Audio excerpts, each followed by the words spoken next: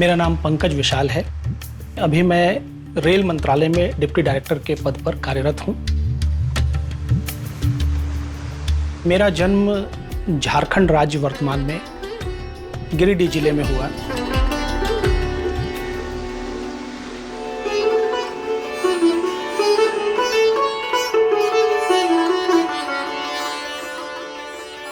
संगीत की मेरी यात्रा बहुत बचपन से शुरू हो गई थी।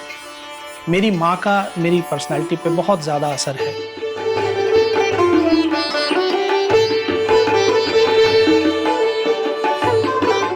मेरी माँ ने विधिवत संगीत तो नहीं सीखा, लेकिन उनकी आवाज़ को सुनकर कोई भी वशीभूत हुए बिना रह नहीं पाता था। मुझे याद है कि जब हम सोए होते थे और माँ अर्ली मॉर्निंग से उठ के घर के काम करती थी और गाते रहती थी, तो कई बार हमें यह भ्रम होता था कि ये आवाज़ रेडियो से आ रही है, और उसमें रेडियो सिलोन लोग ज़्यादातर सुनते थे, टीवी का ज़माना वो था नहीं। तो ये मेरी माँ की पहली याद है उसके गले की। अब हो नाचो बहुत गोपाल, काम क्रोध को पहिरी चोलना, कंठ विषय के माल। अब हो नाचो बहुत गोपाल, अब हो नाचो बहुत गोपाल। मेरी उम्र के बच्चे गिल्ली डंडा और गोली खेलते थे, और मेरे गुरुजी का घर मेरे घर से बहुत पास में था। उनके घर से हमेशा गाने बजाने की, कभी तबले की, कभी हारमोनियम की और सितार सरोद की ये आवाज़ हमेशा आती रहती थी। मुझे वो आवाज़ अपनी तरफ बहुत आकर्षित करती थी। सितार की आवाज़ जब भी मैं सुनता था तो मैं उनके घर के नीचे जाके खड़ा हो जाता था कि वो आवाज़ मुझे सुनाई पड़ सके। इस तरीके से मेरा रुझान सितार के प्रति बना।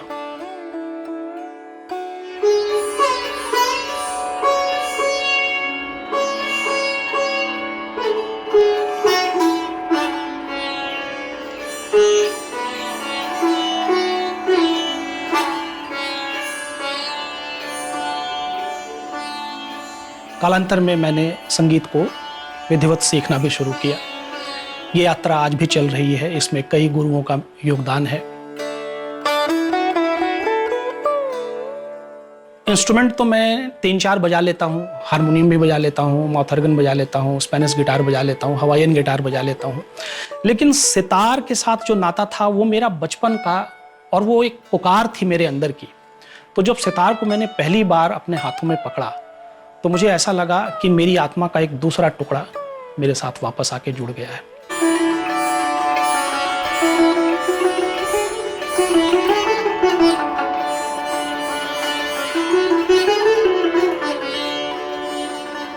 जब मैं दिल्ली आ गया तो मैंने ये महसूस किया कि अगर मैं गुरु के रेगुलर टच में ना रहूं तो रियाज शायद कुछ गलत ना हो जाए, या मैं संगीत से दूर ना हो जाऊं। तो मेरे गुरुजी ने मुझे कहा कि दिल्ली में पंडित सुनील मुखर्जी एक बहुत बड़े सरोद वादक हैं, और वो उनके भी गुरु रह चुके हैं। तो उन्होंने उनसे परमिशन लेके और मुझे कहा कि तुम उनके पास चले जाओ। मैं पंडित सुनील मुखर्जी की सेवा में चला गया, और केडिया ब्रदर्स के अलावे पंडित सुनील मुखर्जी से 17 साल मैंने संगीत की शिक्षा ली है, जब तक वो जीवित रहे।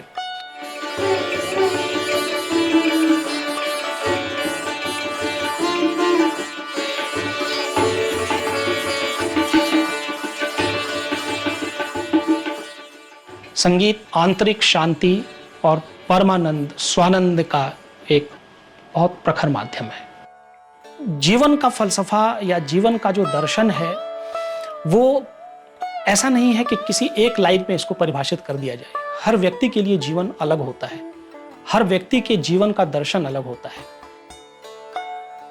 मेरे लिए जीवन का मतलब है कि मैं इस धरती पे आया हूं तो कहीं कोई टास्क लेके आया हूं। किसने दिया? अगर कोई ईश्वर है तो उसने दिया। अगर ईश्वर नहीं है ये तो मैंने जो यहां से लिया है एटलीस्ट वो तो मुझे वापस करना चाहिए। तो जीवन मेरे लिए एक ऐसा ही माध्यम है कि मैंने इस दुनिया से, इस धरती से बहुत कुछ प्राप्त किया है, और अपने जाने से पहले मैं भी चाहता हूं कि इसका बहुतांश मैं इस धरती को वापस करके जाऊं।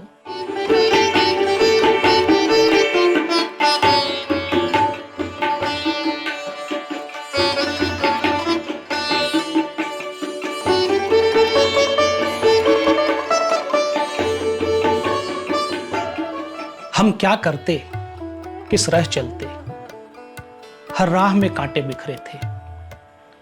उन रिश्तों के जो टूट गए, उन सदियों के यारानों के जो एक एक करके छूट गए। जिस राह चले, जिस सिमत गए, यूं पांव लहूलुहान हुए। सब देखने वाले कहते थे कि कैसी रीत रचाई है, ये मेहंदी क्यों लगवाई है। वो कहते थे तुम कहते वफा का नाहक चर्चा करते हो, पाँवों से लहू को धो डालो।